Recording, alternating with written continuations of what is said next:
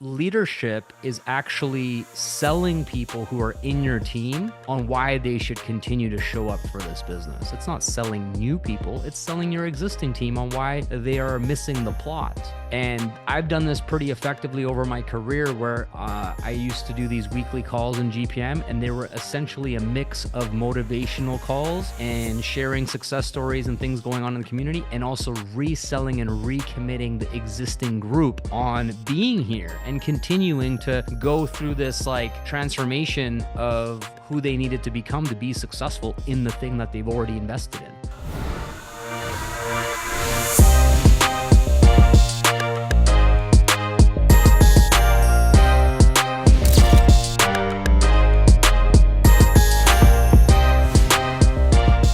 It's so funny how when we're in this group coaching thing, how similarly you are all feeling and similar things you're going through. It's just magic to me. Like I literally think it's like magical. And then you get the one or two people on the call who are not in it, and they're like the saving grace to everyone else because they're like the positive light, like, hey, it's not all doom and gloom. Like, Jessica joining us today, she's coming into this like, oh my gosh, y'all are really going through some stuff. And then she's like, what have I gotten myself into? But you're actually this like positive beam of light who joined everybody, and you're gonna help pick up the core. And same thing with Victoria. It seems like you two are winning, and everyone else is going through a little bit of a tough patch. But you know what? Occasionally it shifts, and like in a few months it could be different or whatever. So first of all, get the truth out of your people, Amanda, because here's what's so fascinating about this business. Okay, when you start a side hustle. Okay, this is the interesting thing. Most people, as far as I'm aware, all of you, when you're promoting this to people,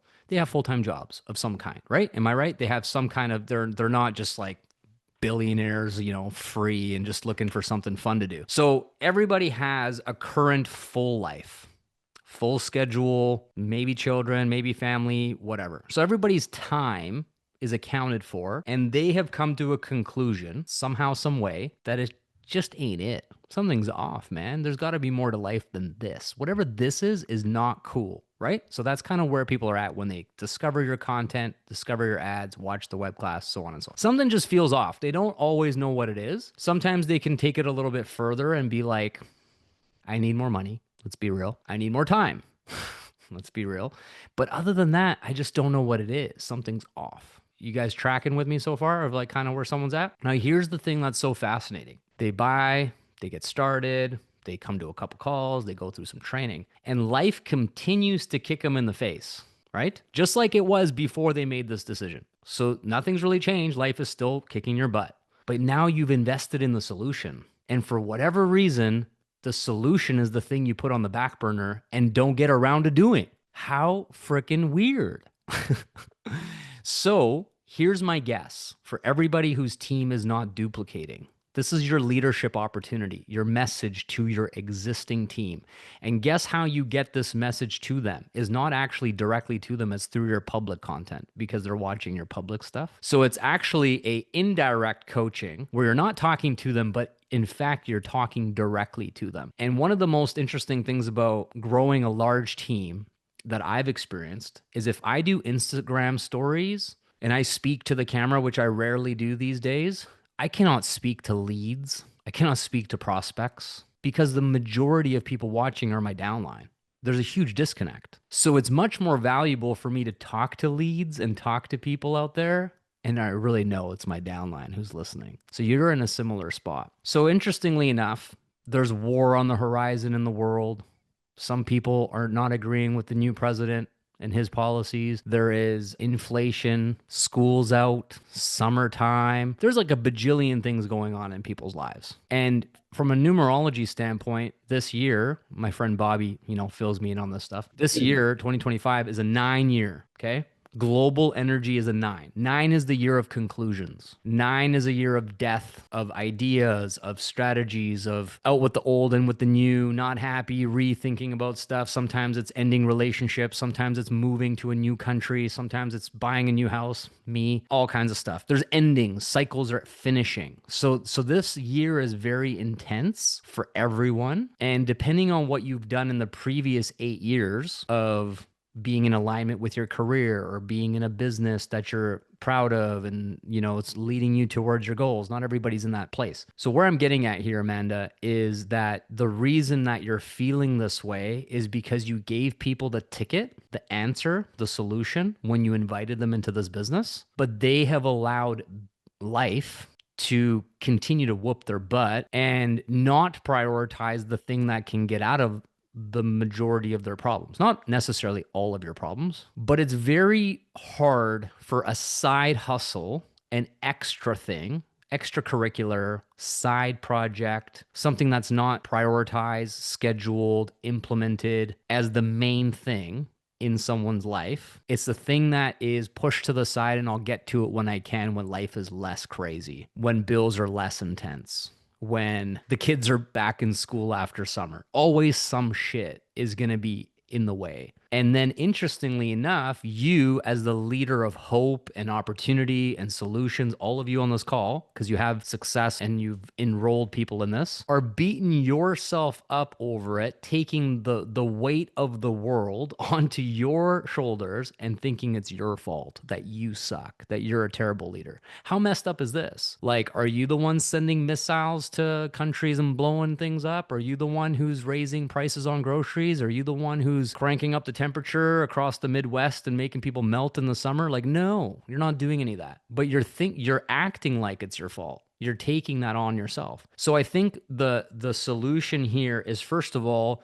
completely detach from any of this and just get proof. How much work have you done this week? And sometimes leadership is actually selling people who are in your team on why they should continue to show up for this business. It's not selling new people, it's selling your existing team on why they are missing the plot. And I've done this pretty effectively over my career, where I used to do these weekly calls in GPM, and they were essentially a mix of motivational calls and sharing success stories and things going on in the community, and also reselling and recommitting the existing group on being here and continuing to go through this like transformation of who they needed to become to be successful in the thing that they've already invested in, right? So my suggestion to you, Amanda, is go onto your social media, and instead of focusing on new lead gen, assume that your current team is going to watch your stuff. Speak to them as a backdoor influence and walk them through a thinking process. Now, this is another kind of side topic. We all have the power of our minds to think, and most humans do not know how to think. Isn't that interesting? It's like your brain is this unhinged, magical, powerful, all-knowing tool, and you don't know what to do with it. You're like, blah, blah, blah, like you're thinking about dinner, and then you're thinking about like clipping your toenails, and then you're like, planning a vacation all in like 5 seconds. It's like, well, that's useless. So you can take them through this process and go, listen, I get it. Life is tough, man. A lot of us are going through it right now. You totally relate with them. And then you list off a bunch of things that make life hard. It could be financially, it could be just trying to juggle the family, and the kids are out of school, and how are you going to manage everything in the summertime? Even though you love spending time with them, you also now have no support with teachers and school schedules. Like it's all on your plate all of a sudden. So you kind of list off these things. People are going to feel seen and heard, and that you get it, right? And then you transition and go, so let me ask you what you think will help you get out of this dilemma. What are all the things that you could be doing right now to help you? And ultimately, the point of this whole entire like content, live stream or whatever you choose to do to deliver this is, can anything help you more than building this business?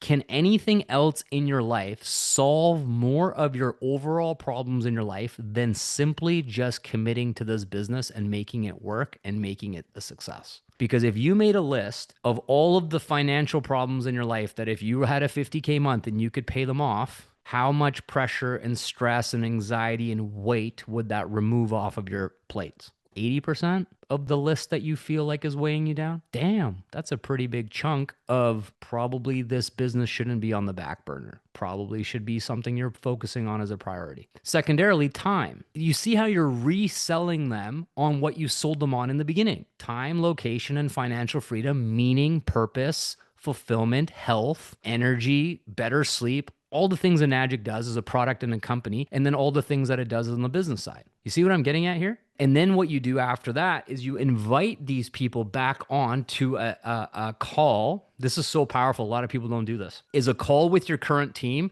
where people can share why they're stuck. It's not a rah, rah, rah positivity call. It's everybody goes on Zoom like this and just talks about life being hard. And then what happens is it sounds like a bit of a downer call at first, but it isn't. Because you know what ends up happening? Everybody realizes they're in the same boat or similar boats, struggling with similar things. And then the end of the call is some sort of uplifting, motivating message of simple daily habits to get back on track, to prioritize things, hold each other accountable, and let's all get out of this together. Let's all win and get out of this together. We can all do this. This is making sense? But what happens so often is it's like, I'm not going to talk about my stuff. It's a secret. You don't talk about your stuff. And let's just talk about selling quads and crushing it.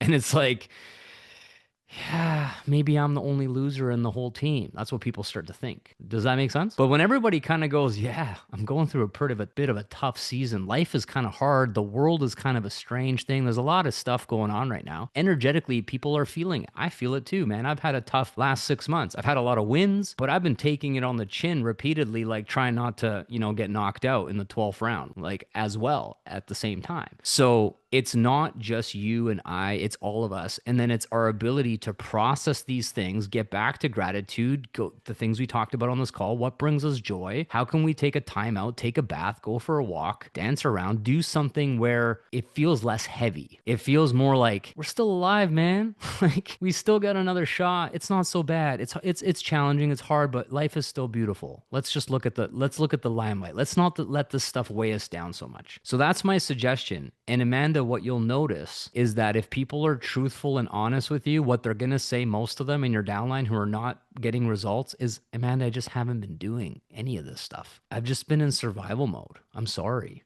And then it's like they're apologizing to you like they let you down. But the truth is, you know what? You're just letting you down. Because if we go through this exercise of what can actually add the most value into your life to get you out of the feeling that you have and the circumstances that you're in, I don't think anything else can help you more than being successful in this business. That's my perspective. So then if we can kind of calibrate and go, all right, so how can we now prioritize every single day, a 2-hour block or possibly more than that, to just get ourselves into a positive vibration, a happy state, do something that fills up our cup, and then build this business and offer solutions to people who are struggling. Because a lot of people are struggling and very few of them have this solution, just kind of like Lacey's circumstances. A lot of women are in a similar spot to Lacey, and very few of them have an answer like Lacey does with this business. A lot of people are in Naomi's circumstances and they don't have a 50K month waiting for them in July. They're just literally just praying and hoping and wishing for like, there's got to be something, man, something. And you all are the people who can make those wishes and prayers come true by offering this, coming from an empowered place. But that doesn't mean that you have to show up in a way that everything is perfect and you have no problems. You can show up messy. You can show up like life is kicking you hard right now and still have a solution. Does that make sense? So this is the gap. I think a lot of you are trying to pretend that things got to be all perfect before you get out there and show your face to the world. It's not true. It's actually way more relatable and it's going to be way more honest and way more truthful if you're like, I'm going through it right now, but I don't know how much harder it would be if I didn't have this in my life. That's the difference. Like, I want you all to actually do that exercise after this call. I want you to just journal, write out a piece of paper, your same problems that you have right now, and remove Enagic products, Enagic business opportunity, community, training, support, and just remove that completely. And how much different would it be for you to be in the same circumstances that you're in, but without an answer like this? And that's going to bring you right back to gratitude and be like, wow, okay. And then go and share that. So that's my suggestion to you around not duplicating is I think people are so overwhelmed with life that for whatever reason, this business happens to be the last thing on their list that they're focusing on, which is craziness. How crazy is that? And then instead they get a second or third or fourth minimum paying job, which gives them even less time for the business. Instead of being like, yo, I can have 1 or 2 jobs or whatever, and in one sale, I can make more money than an entire month of this second job. But that's not how they think because they're not programmed like that. They're programmed like employees and little worker bee slaves. And that's what we got to help them out of, right? That's where the content and the powerful messaging comes from that you can share so bad. So that's the first thing. And then the second thing is like I said, I think that you can also be talking to a higher level individual too. I think you need to be bringing in people that are more at an advanced stage of their life and career. And I don't mean to belittle anyone and say, like, oh, you're not good enough to work with me or anything like that. But it's more like they have the money, they have the accolades, they have the success, but they're now at a stage in their career where they're like, I don't know if this is what I thought it was meant to be. Like, there's a disconnect here. And those people, when they truly catch the vision of what we do, they have a lot of network and a lot of friends and a lot of social media contacts and so on who have this like unspoken unhappiness. Like it's just like a front or a mask or a pretending. Like I'm so happy, I'm a CEO and whatever, all this kind of stuff. Until someone finally calls out, like it's almost like they seen into their soul and like, how did you know? Like I feel like this. And then that's when it all hits them like this is true. And I think the same goes for you, Lacey. Like when you're talking to these women who potentially want out, but they're pretending everything is fine. And then you kind of can pierce through that and really talk directly to that through your content. And it just hits them like, she's right. I need a way out. Like I really truly think that you could be like the leader of that empowered women demographic in that way. And I think your stuff's gonna blow up.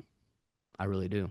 So, and it's so powerful because we know like marketing to people who are just like us is our strongest messaging because we really can understand, right? So even you, Amanda, right now is like what part of your lifestyle or your circumstances or your situation that you're currently experiencing that is hard, that is challenging you, are you not sharing about at all? Because there could be a undertone there of a bit of a pivot on your branding and your messaging slightly, maybe not 100%, but a little bit that just kind of speaks directly to people who are relating with some of the things that you might be going through. Same with you, Naomi. All of you that are in this misaligned, struggling chapter, it's probably what it is. But remember the key is to not make it a woe me. The key is to make it like it is what it is and then put a positive personal growth, optimistic outlook on it to make it feel empowering. Like you do, even though you're going through it, you know you will be okay and you're gonna get out of it. And that's kind of the way you package it